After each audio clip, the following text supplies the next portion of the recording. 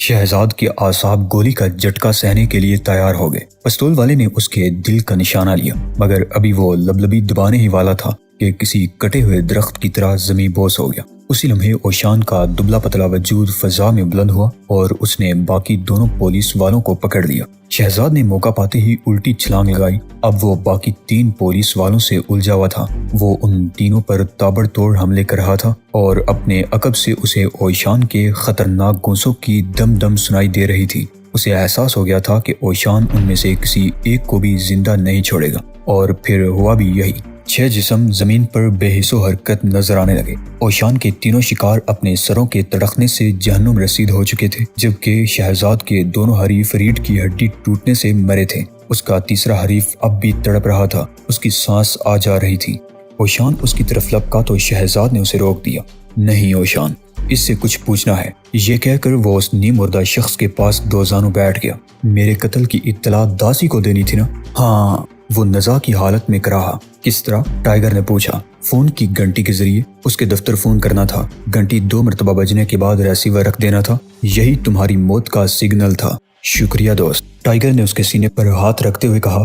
شاید تم یقین نہ کرو، لیکن میں حلفیہ کہتا ہوں کہ ہم اس ملک کی پولیس کو مکمل تباہی سے بچانا چاہتے ہیں۔ داس بڑی گہری سازش کر رہا ہے، میں تم پر یقین نہیں کر سکتا۔ یقین کرو دوست، اور اب سو جاؤ۔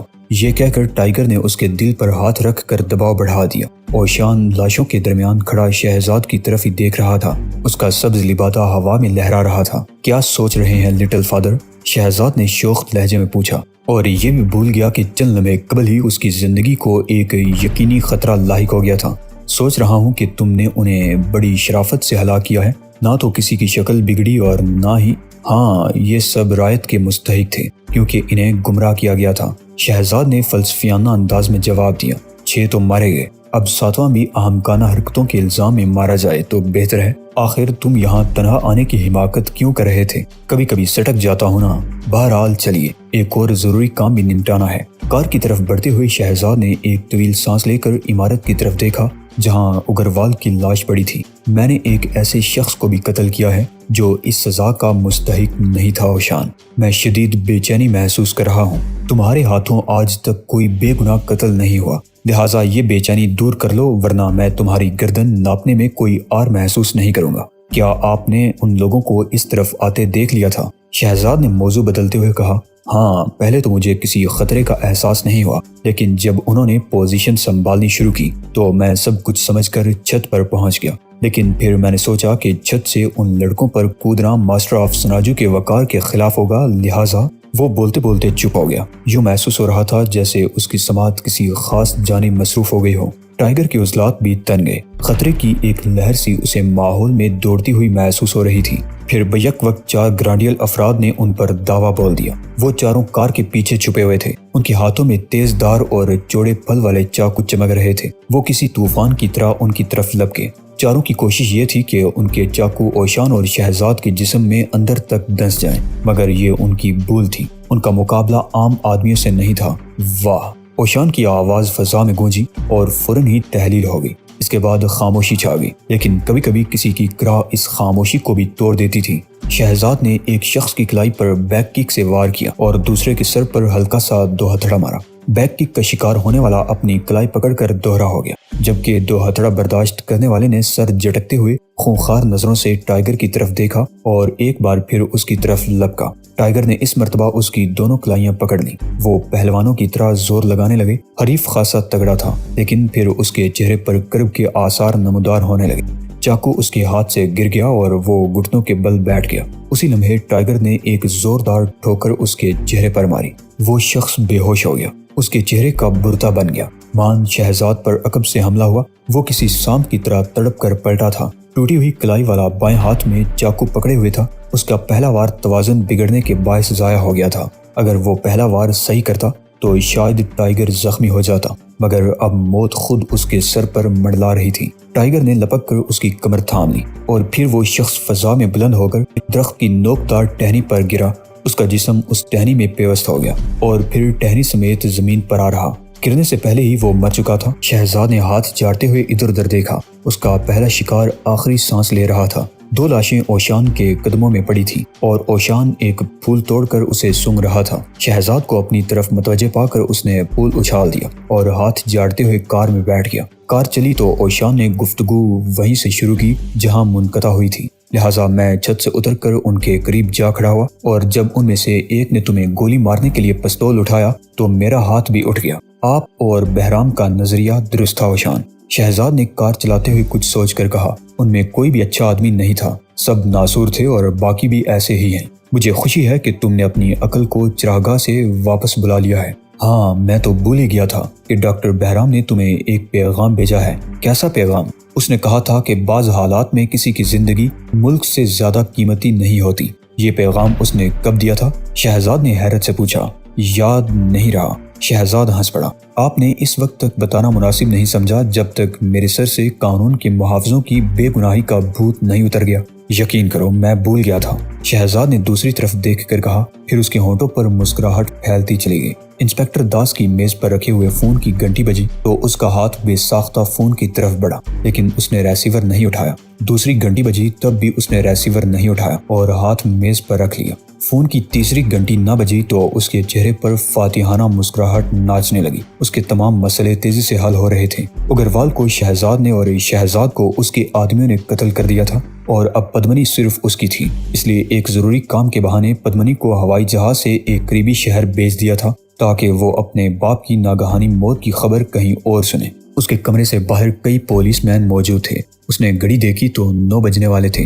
1 گھنٹہ اوپر ہو گیا تھا۔ میٹنگ شروع ہونے میں تاخیر بہرحال خطرناک نہیں تھی۔ پریس کانفرنس میں بھی تاخیر کی جا سکتی تھی۔ اس نے میز پر رکھے ہوئے کاغذات ایک بار پھر دیکھے۔ یہ اس کی تقریر تھی جو اسے اجلاس میں کرنی تھی، تاہم وہ سوچ رہا تھا کہ اسے تحریری تقریر سے ہٹ کر بھی کچھ کہنا ہوگا۔ اسے اپنے منصوبے کا اعلان کرنا ہوگا اور قانون کے محافظوں کو یہ احساس دلانا تھا کہ وہی ملک کی تقدیر کے مالک اور اقتدار کے اصل حقدار ہیں۔ وہ پریس کانفرنس میں اپنے اصل عزائم پوشیدہ رکھ کر یہ اعلان کرنے والا تھا کہ پولیس کی ایک تنظیم قائم کی گئی ہے جو جرائم کے خلاف خفیہ جنگ کرے گی۔ داس نے حال میں جا کر دیکھا جہاں پولیس مین جمع تھے اور زور زور سے کہکے لگا رہے تھے۔ وہ تعداد میں 40 کے لگ بھگ تھے، لیکن 400 سے زیادہ افراد کے برابر شور مچا رہے تھے۔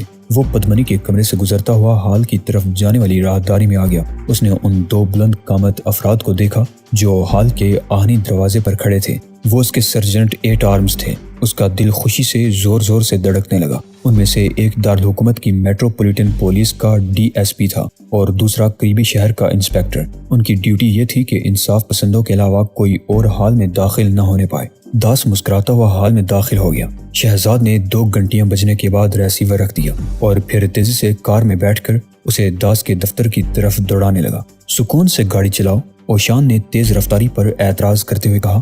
سکون سے ہی گاڑی چلا رہا ہوں لٹل فادر۔ اس شہر کا اصول یہی ہے کہ اگر گاڑی تیز نہ چلائی جائے تو لوگ اجنبی سمجھ کر پریشان کرنے لگتے ہیں۔ شہزاد نے 2 کاروں کے درمیان سے گاڑی نکالتے ہوئے جواب دیا، لیکن اس تیز رفتاری سے تم دوسروں کو خوف زدہ کر رہے ہو۔ دیکھو، وہ ایک کار تو فٹ پاتھ پر چڑھ گئی ہے، تو آپ ہی کیوں ڈرائیو نہیں کر لیتے؟ شہزاد نے جلاتے ہوئے کہا، میں اس شیطانی چرخے کو بآسانی کنٹرول کر سکتا ہوں فرزند۔ ویسے میں اس گاڑی کی ضرور تعریف کروں گا جو اتنی تیز رفتاری کے باوجود ابھی تک نہیں ٹوٹی۔ آپ تو بعض اوقات پریشان کر دیتے ہیں۔ شہزاد نے ہونٹ چباتے ہوئے کہا، ہاں، کچھ دیر پہلے جب تم سب مشین گنوں اور پستول کی زد میں تھے اس وقت بھی میں تمہیں پریشان ہی کر رہا تھا نا؟ خدا کے لیے معاف کر دیجیے۔ شہزاد نے چڑھ کر اسٹیئرنگ پر گھونسا مار دیا اور اوشان کی مخصوص کہہ سن کر اس نے رفتار مزید بڑھا دی۔ کچھ ہی دیر بعد ان کی گاڑی پولیس ہیڈ کوارٹر سے ہٹ کر ایک طرف رک رہی تھی۔ وہ اوپر پہنچے تو ان کا سامنا سب سے پہلے ان دونوں سے ہوا جو داس کے سرجنٹ 8 آرمز تھے۔ ہم معذرت خواہ ہیں جناب، کسی کو حال میں جانے کی اجازت نہیں، اندر ایک خاص اجلاس ہو رہا ہے۔ ان میں سے ایک نے کہا، مگر ہمیں تو انسپکٹر داس نے مدعو کیا ہے۔ انسپکٹر نے احتجاج کرنے والے انداز میں کہا، اوہ۔ DSP کا ہاتھ جیب میں چلا گیا۔ وہ واپس آیا تو اس میں ایک کاغذ تھا۔ آپ لوگوں کے نام کیا ہیں؟ میں S احمد ہوں اور یہ عائشان۔ کہاں سے آئے ہیں؟ پرتاپ گڑھ سے۔ ذرا فہرست میں آپ کے نام تلاش کر لوں۔ DSP نے فہرست پر جھکتے ہوئے کہا تو اس کا ساتھی انسپکٹر بھی فہرست دیکھنے لگا۔ اسی لمحے شہزاد کے دونوں ہاتھ بلند ہوئے انگلیوں کی کڑی ضربیں دونوں پولیس والوں کی ہنسلی کی ہڈی پر پڑی اور وہ آواز نکالے بغیر ہی ڈیر ہو گئے۔ کیسا رہا اوشان؟ بہت مناسب، مگر میں تم سے اچھا کام کر سکتا تھا۔ میں جانتا ہوں، مگر میں نے آپ کو اس لیے موقع نہیں دیا کہ یہ بھی مر جاتے۔ آپ بطخ کھانے کے بعد بے قابو ہو جاتے ہیں۔ شہزاد نے یہ کہتے ہوئے دونوں بے ہوش آدمیوں کو ایک کمرے میں چھپا دیا اور پھر وہ ہال میں داخل ہو گئے۔ شہزاد کو داس فوراً نظر آ گیا۔ وہ پولیس والوں میں گل مل کر باتیں کر رہا تھا، کبھی کسی کا کندھا تھپ تھپاتا تو کبھی کسی کو گلے لگا کر باتیں کرتا۔ وہ اسی طرح ملتا جلتا اسٹیج کی طرف بڑھ رہا تھا۔ یہی ہے وہ، انسپیکٹر داس، شہزاد نے سرگوشی میں کہا۔ یہ تو صورت ہی سے ابلیس نظر آ رہا ہے۔ اوشان بڑبڑایا۔ یہ آپ کیسے کہہ سکتے ہیں؟ چہرہ شخصیت کا آئینہ دار ہوتا ہے۔ انسان کسی نہ کسی وجہ سے انسان کو قتل کرتا چلا رہا ہے، مگر یہ شخص بلا وجہ قتل کرنے میں لذت محسوس کرتا ہوگا۔ اس کی آنکھوں میں بربریت کے علاوہ کچھ بھی نہیں ہے۔ میں اس سے پہلے بھی ایسی آنکھیں دیکھ چکا ہوں۔ لوگ اب کرسیوں پر بیٹھنے لگے تھے۔ اوشان، آپ یہیں رہیں، میں اس قصے کو ختم کرنے کی کوشش کرتا ہوں۔ ٹھیک ہے، میں یہیں رکتا ہوں، اگر میری ضرورت پڑے تو سیٹی بجا دینا، اوشان نے کہا اور شہزاد آگے بڑھ گیا۔ شہزاد ہجوم میں شامل ہو گیا۔ اس نے اپنا چہرہ جھکا رکھا تھا تاکہ اگر داس کی نظر اس پر پڑے تو وہ اسے فوری طور پر پہچان نہ سکے۔ بہت سے لوگ اب بھی ہیٹ پہنے ہوئے تھے۔ اس نے بھی ایک فولڈنگ کرسی سے ایک ہیٹ اٹھا کر سر پر رکھ لیا۔ داس اب سٹیج کی سیڑھیوں پر تھا۔ پلیٹ فارم پر پہنچ کر اس نے ہاتھ کے اشارے سے لوگوں کو کرسیوں پر بیٹھ جانے کی ہدایت کی اور پھر سبھی لوگ اپنی اپنی جگہ بیٹھ گئے۔ یہ پورے ملک سے آئے ہوئے تربیت یافتہ پولیس مین تھے جنہیں قاتل بنا دیا گیا تھا۔ شہزاد سوچنے لگا کہ یہ وہ لوگ ہیں جن کی راہ میں جرائم سے نمٹنے کے لیے بے شمار رکاوٹیں ہوتی ہیں۔ ایسے لوگوں کو داس نے اپنا بنا لیا تھا۔ داس کا ہاتھ ایک بار پھر بلند ہوا۔ اس وقت وہ لوگوں کو خاموش رہنے کی تلقین کر رہا تھا۔ انصاف پسند ہو، داس کی آواز ہال کی دیواروں سے ٹکرانے لگی۔ میں تمہیں دارالحکومت میں خوش آمدید کہتا ہوں۔ وہ بڑے باوقار انداز سے ادھر ادھر دیکھنے لگا۔ یہ لمحہ میرے لیے فخر و انبساط کا لمحہ ہے۔ مجھے فخر ہے کہ میں بہترین پولیس والوں سے ملاقات کا اعزاز حاصل کر رہا ہوں۔ آپ لوگ اس قوم کے بہترین سپوت ہیں۔ آپ نے قانون کی بالادستی کے لیے کئی بار اپنی زندگی داؤ پر لگائی ہے اور آپ وہ سپوت ہیں جنہوں نے اضافی قربانی دینے کا بھی عہد کیا ہے۔ یہ عہد آپ کی برادری کا کوئی دوسرا فرد نہیں کر سکا۔ شہزاد بغور اس کا ایک ایک جملہ سنتا رہا۔ 1 گھنٹے بعد اخباری نمائندے یہاں پہنچ جائیں گے اور میں ان کے توسط سے قوم کو انصاف پسند تحریک کے قیام کی تفصیل بتاؤں گا۔ میں انہیں بتاؤں گا کہ ہم نے جرائم کے ناسور کاٹ پھینکنے کے لیے کس طرح ایک نجات دہندہ تحریک بنائی ہے۔ آپ لوگوں کو متعارف کرایا جائے گا اور ہم یہ بتائیں گے کہ حال ہی میں جرائم کیوں بڑھ گئے ہیں۔ یہ کہہ کر وہ ہنس پڑا اور کئی دوسرے بھی اس کی ہنسی میں شامل ہو گئے۔ میں آپ کو بتاتا ہوں کہ ان جرائم کے ذمہ دار عناصر کو سزا ملے گی۔ اس طرح یہ بھی ثابت ہو جائے گا کہ انصاف پسندوں کو کارروائی کرنے سے کوئی نہیں روک سکتا۔ اس کے بعد ہمارا بنیادی کام یہ ہوگا کہ ملک کا ہر پولیس مین اور ہر سیکیورٹی آفیسر ہماری تنظیم میں شامل ہو جائے تاکہ ہم ایک متحدہ طاقت بن کر ابھریں اور اپنے مقاصد حاصل کر لیں۔ جب ملک کے سیاستدان ناکام ہو جائیں، قانون ناکافی ثابت ہو، جب جرائم کا ارتکاب کرنے والے ہی ریاست کے مالک ہوں، تو انصاف پسند تحریک کی ضرورت محسوس ہوتی ہے۔ اب جہاں کہیں بھی جرم ہوگا، انصاف پسند وہاں پہنچ جائیں گے اور مجرم کو موقع پر ہی سزا دیں گے۔ میں تو یہ بھی کہہ سکتا ہوں کہ اگر جرائم ایوان وزارت عظمیٰ میں ہوئے تو ہم وہاں بھی کارروائی کریں گے۔ شہزاد منہ نیچے کر کے مسکرانے لگا۔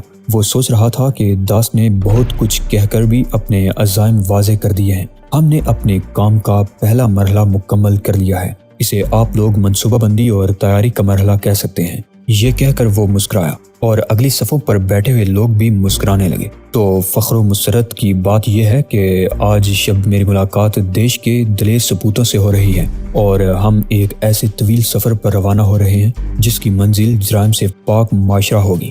ہم وہ دور لانا چاہتے ہیں جس میں ہمارے بچے ہر کاروں سے محفوظ ہوں گے، کوئی بیکار کیمپ نہیں ہوگا، سڑکوں پر لوٹ مار نہیں ہوگی، عزت و ناموس محفوظ ہوگی۔ اور اگر اس مقصد کو حاصل کرنے کے لیے ہمیں سیاسی اقتدار کی ضرورت محسوس ہوئی تو میں اعلان کرتا ہوں کہ انصاف پسند جیالے اسے بھی حاصل کر کے اسے ملک کے مفاد میں استعمال کریں گے۔ درست، صحیح ہے، واہ، زندہ باد۔ حال میں مختلف آوازیں گونجنے لگی۔